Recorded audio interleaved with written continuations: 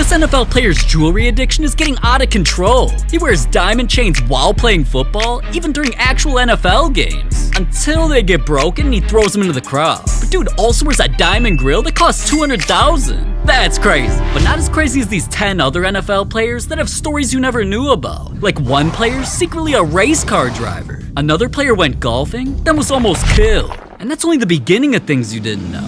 First, Aaron Donald only became a football legend because he trains with a deadly weapon. Well, I started working with Pootie about 3 weeks ago, and he put the knives, and I'm like, oh man, what you doing? The knives just to simulate, somebody coming at you, just help you react a little faster. Once you see something coming at you, it's just a natural reaction. You can move a little faster, so it won't touch you. So. Alright, now at least playing with knives made him a better player. Kyler Murray's gaming addiction was so bad, it almost got him kicked out the NFL. Game time. Kyler's always been obsessed with video games, and he recently made his habit crazier by having an entire gaming setup built so he could stream every week on Twitch. 262. Hey, Booga's down, Booga's down. And once he got partnered, even pro gaming teams took notice of his skills and drafted him. With the first pick in the NFL draft. Am I tripping or is that Banks? What? Yeah. On the TV, bro. On the TV. No way, bro. That's definitely. Shush. Sorry about that, Mr. Commissioner. Had the mods hack the stream, turning this into the FaZe draft. And with the first pick of the draft, FaZe Clan selects Kyler Murray, baby. Let's go! But even though his gaming career was taking off, he didn't realize how badly his Call of Duty addiction was ruining his football career. Fans actually noticed that whenever it was double XP weekend, he played worse football. Kyler would tweet about COD while wearing a COD jacket, and this man's gaming became such a trending topic that during an NFL game, a player intercepted Kyler's pass and trolled him by doing a video game celebration. Yes. Video games come to life. At this point, Kyler's gaming addiction was known, ridiculous, and pissed off his NFL team, the Cardinals. So they forced some strict rules on him by having lawyers whip up a special contract that offered Kyler $230 million to focus on football over gaming, all under one condition, the COD clause. It stated that Kyler shall complete at least 4 hours of film study each week and cannot be engaged in any other activity that may distract his attention, including playing video games. If he disobeys, he's owed no more money because his contract will be terminated. Damn, for that much money though, I'd give up gaming too. But if Tyreek Hill's contract ever gets terminated, he'll be alright, cuz he's been secretly training to become a race car driver. I knew Tyreek's need for speed was getting serious when he admitted he copped his fastest car. I mean, I bought my car like later down the road. I bought a 720 McLaren. Okay. Whoa! Speeding in McLarens and jumping over them ain't the only crazy ways he's involved with cars though. Tyreek not only has a driveway full of them, he's always tearing up his yard with four-wheelers. This is what happened when you think you're a professional driver. And when he recently moved to Miami, where one of the biggest pro racing events takes place, he went to a race where he learned about pit stops and got to hop in a car that goes 200 miles an hour. Oh, this thing go low. Oh my. Pit crew, let's go, baby. Let's go.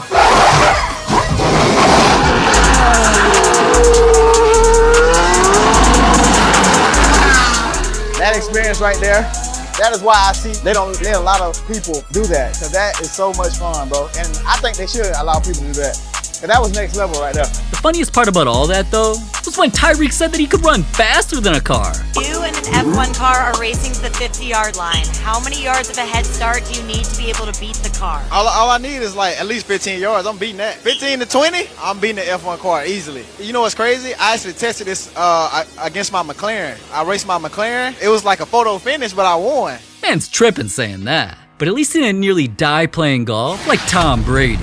See, Brady's always been a fiend for the green. On the golf course. He's been known to hit some ridiculous shots, so he wanted to put his skills to the test at one of the most prestigious golf courses in the world, Pebble Beach. Now, as crazy as this place is, it's also where Brady nearly died. So Tom and I played together for 3 days in the Pro-Am out there. On the 6th hole, where he drove the ball to the right, and we get down there, and he's standing over the cliff. He's like, I think I see it. And he takes his club down there, and he climbs over the cliff. I can only see like from about his shoulders up. Now it's 200 feet down into the rocks, and there's no way he survives this fall. And I'm looking at the greatest quarterback, our player comes pretty close to honestly dying and landing in the goddamn rock 200 feet below, all in the name of competition. I've done a lot of dumb things in my life. That was probably right at the top of the list. Man, we really almost lost the go. But that's not as crazy as Lamar Jackson helping a rapper escape prison. See, Lamar grew up in Florida, and he just so happened to live in the same city as another celebrity, rapper Kodak Black. These two had always been close, and as they got older, the support for each other never stopped. Kodak would pull up to Lamar's games, rep Lamar's jersey, and surprise Lamar with diamond jewelry. Lamar would support him back by hyping up unreleased music of Kodak's for his fans, show up to Kodak's music release events, and they also turned up in a music video together. The two's bonds seemed unbreakable until news broke that Kodak was heading to jail. Arrest warrant has been issued for South Florida rapper Kodak Black. Officials say Bill Capri, better known as Kodak Black, violated the conditions of his pre-trial release.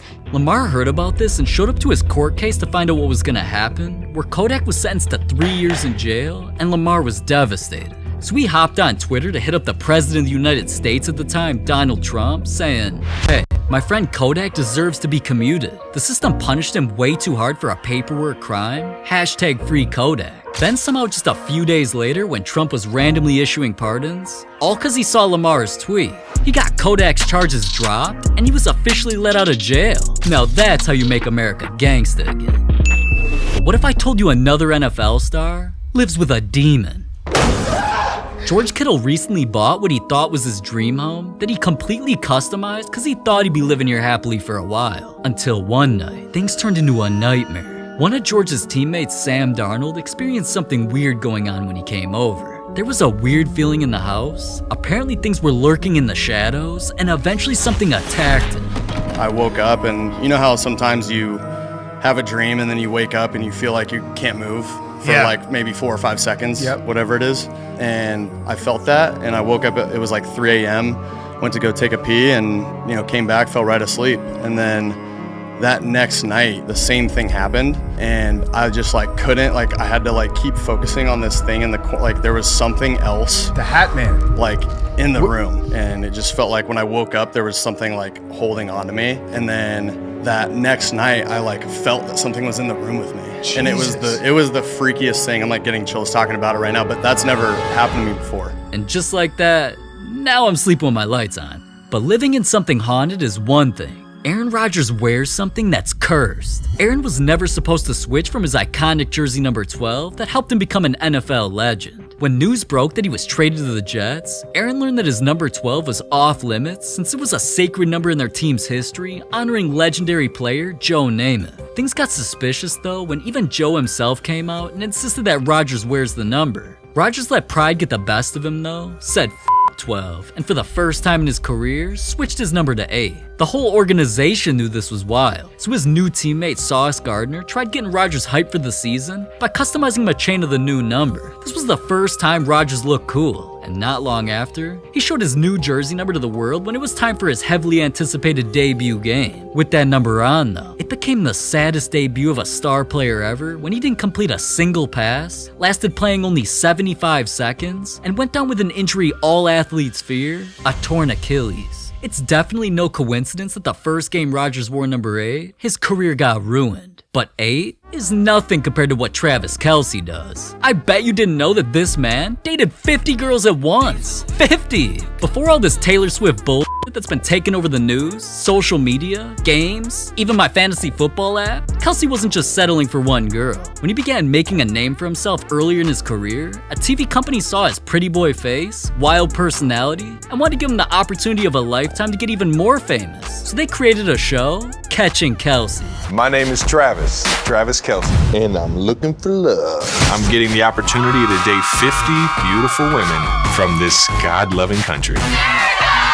Hey there, lonely girl. Don't you know this lonely boy loves you? The show was simple. One girl from every state in the country came to live in a huge house, compete in challenges, fight to win Kelsey's heart, and I'm not gonna lie, the show was geeked. My dad played football in the NFL. Who's your favorite team? Broncos. I hate them. What? I'm the biggest Chiefs fan, and you are my dad's favorite player. You are absolutely gorgeous. Missouri. Dad's already a fan, huh? It's been the craziest roller coaster of my life.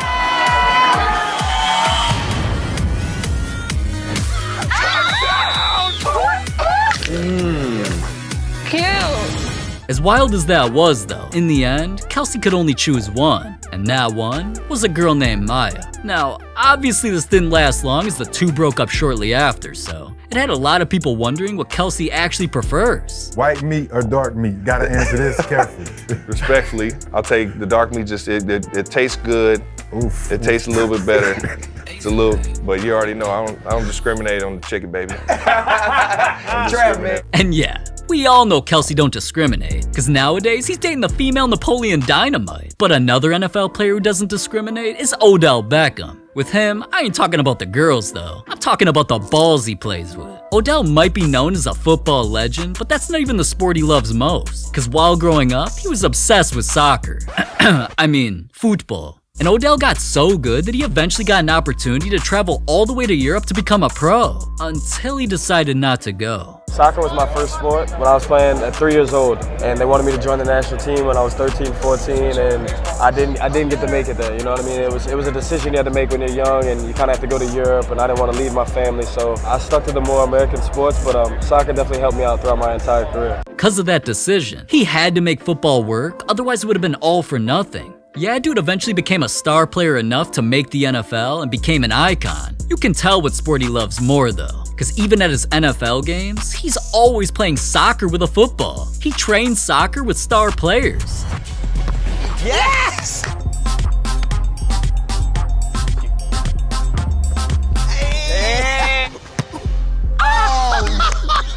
And whenever he ain't on a soccer pitch, Odell kicks it with Ronaldo. There you go. Appreciate you on the valet, my brother. Don't mind if I do. Get out of here.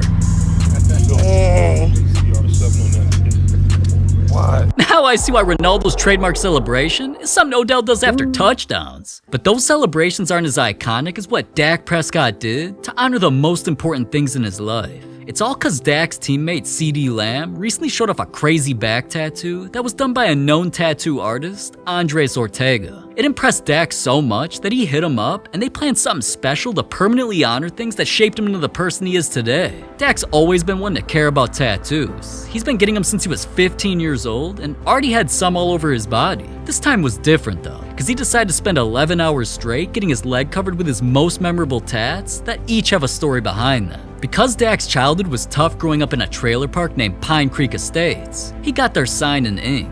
Dak's idol growing up was just like some of ours, Kobe Bryant, and his logo is what Dak got tatted. The most important of the entire sleeve though wasn't any of those, or Daffy Duck imitating Dak's signature touchdown celebration. He got a moose representing the nickname of his brother who sadly committed suicide due to depression. And he also got a Pegasus flying over Dallas to represent his mom Peggy looking down on him, who unfortunately died from cancer. So as you can see, there's definitely a lot of things NFL players just don't talk about much. There's also NFL plays that'll never happen again. Catches you only see in Madden, a 109-yard touchdown, a tackle that killed somebody. These are 20 of the NFL's craziest plays, and I'm heading over there, man. Click this video.